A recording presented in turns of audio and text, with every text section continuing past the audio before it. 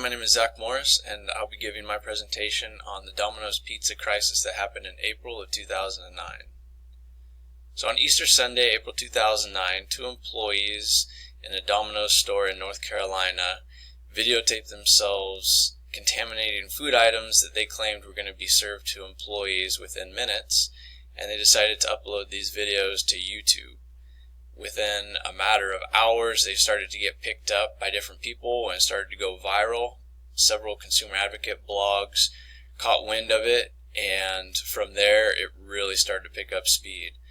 By Wednesday, 72 hours later, the videos had over 1 million views, and within that first 24 hours, within really overnight, the Consumerist blog, which was a consumer advocate blog, notified Domino's of the videos, but this was after they wrote an article and started to spread the words about them. So on one hand, they did Domino's a favor by alerting them, but on the other hand, they really made this go viral. So they were criticized for their first 24 hours response, but they were trying to determine who are these people and is this actually a hoax or did it really happen. As you can see, these are the two employees. They're in their 30s, and so they really wanted to make sure that this really happened, that it wasn't just a couple of teenage high schoolers pulling a hoax. So in that first 24 hours, they did their due diligence, and it was actually readers from the Consumerist who narrowed down the search, because Domino's, they have a lot of employees and they didn't know where this store was. Well, Consumerist readers actually narrowed it down via the footage to a North Carolina store, and then they alerted that store and found the two employees. So because they didn't come out and respond right away within that first 24 hours, they caught a lot of heat from that. And that was a lesson learned. The vice president of communication, a man named Tim McIntyre, came out and said later in interviews was that you will always be judged and you will always have things that you don't do correctly in the eyes of the audience or the public, but that 24-hour response time where they stayed silent and tried to really determine what happened here, did this food actually get served to anybody, was too long of a delay. And he mentioned in several articles that I read that that was the one thing that they would do differently, that they would immediately form a response and get on top of it. Now, part of the delay in the response was that they were trying to actually find these people and get the law enforcement involved, and these two people were charged with felonies. But another reason their response lacked quickness was they didn't have a social media presence at all. They had actually started a few months before in putting together a team in order to roll out their social media presence, and they were only 1 week away from doing it. So instead of rolling it out on their terms, they got rushed and had to do it a week earlier, and instead of coming out with a positive marketing campaign, it was immediate damage control, which was an interesting way to dive into the social media market, but that's exactly what they had to do, and thankfully for them, they chose to do it within 24 hours. Their first release to the public was a press release on their own website, as you can see here on the screen, but again, the VP of Communication, Tim McIntyre, noted that that really didn't get a lot of traction because people that were seeing these videos weren't leaving YouTube or Facebook or Twitter to go look at Domino's websites.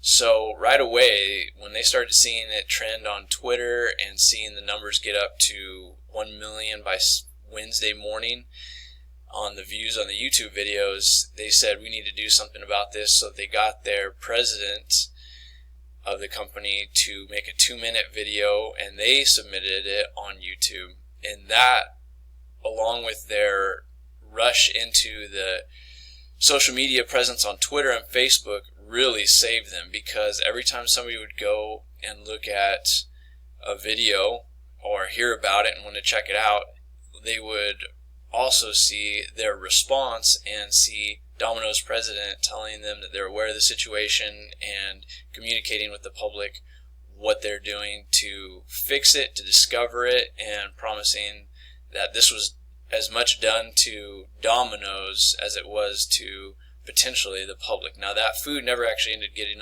served. They could prove that because they went back and looked at the ticketing, but it's public perception is all that really matters in this case. So this is a screenshot of the video that the president came out and gave. As you can see, this was already at 661,000 views just within a few days of being submitted. So it was going viral as well, and it was getting good ratings too. People appreciated that the president of a company would respond so quickly and in a fashion that they had never done before, which was utilizing YouTube. And that is really what formed the basis of the response going forward, was that communication in the same way that the crisis was occurring. The social media platforms were really the way to go, and Domino's harnessed that and became pretty much a case study for fighting social media crises with social media venues. This is the Twitter page that they started. They had no presence, like I said, before this happened, but they started this, and they just linked to their videos and started getting picked up by different people. So they used social media to their advantage as well. While it hurt them, it also helped them recover from the situation. And they realized early on that the people who cared about the issue were using social media platforms to voice their opinions, so they needed to do the same exact thing.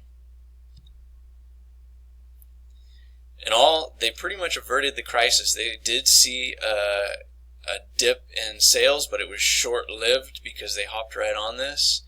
The employees were charged with felonies, and social media presence was initiated but rushed, and they didn't actually get to roll it out in the way that would have been most effective or would have set them up for the potential success that they may have had they not had to rush this. But it did allow them to get a moment of trust and honesty with them and their customers that they would actually use in following years to come out and recognize that their pizza quality was not that great, and they, instead of hiding it, came out and admitted it, asked for help and what they could do to make it better. So in this early communication, it was all predated to this event right here that they handled well using social media. It really showed the vulnerability as a company and let there be a connection between customers of Domino's and the organization itself.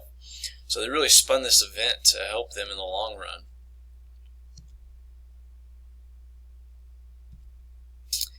And that's my presentation on Domino's Pizza Crisis Management and how you can fight social media crises with social media.